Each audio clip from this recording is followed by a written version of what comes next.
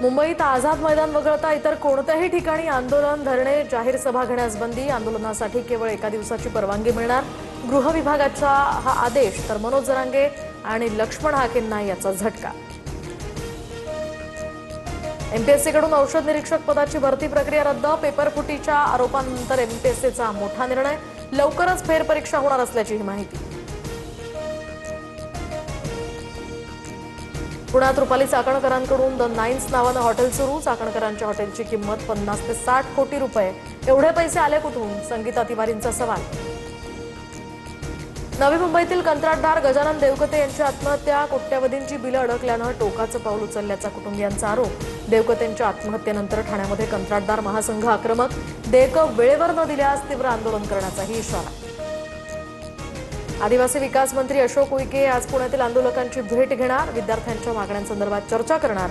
काल वसतिगृह प्रवेशाची वयोमर्यादा मंत्री उईकेंकडून रद्द. कांदा आणि लसणाच्या दरात मोठी वाढ. तर आठवड्याभरामध्ये कांद्याचे दर दुप्पट. लसूण 300 रुपयांवर.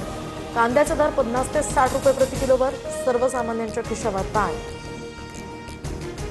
विक्रेत्यांना 30 दिवसांपेक्षा जास्त काळ साखरेचा साठा करण्यास मनाई. 4000 क्विंटलपेक्षा जास्त साखरेचा साठा करण्यावर निर्बंध.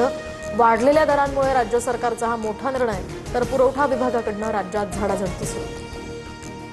नांदेडमध्ये जमिनीच्या चौकशीसाठी गेलेल्या शेतकऱ्याची नायब तहसीलदारानं पकडली कॉलर. लोहा तहसील कार्यालयातील व्हिडिओ व्हायरल. राजेश पाठक असं या कॉलर पकडणाऱ्या नायब तहसीलदाराचं नाव. दोषींवर कारवाई न झाल्यास शेतकऱ्यांकडून आत्महत्याचा करण्याचा इशारा. मुंबई लोकलमध्ये 2 प्रवाशांमध्ये तुंबळ हाणामारी. तर लाथा बुक्क्यांनी मारहाणीचा व्हिडिओ व्हायरल. प्रवाशांच्या सुरक्षेवर मात्र प्रश्नचिन्ह. पुणे शहरात उद्या पाणी पुरवठा बंद राहणार. पालिकेच्या जलकेंद्रांमधील विद्युत आणि देखभाल दुरुस्तीची कामं केली जाणार. पर्वती, कोथरूड, कात्रज, शिवाजीनगरसह काही भागात पाणी.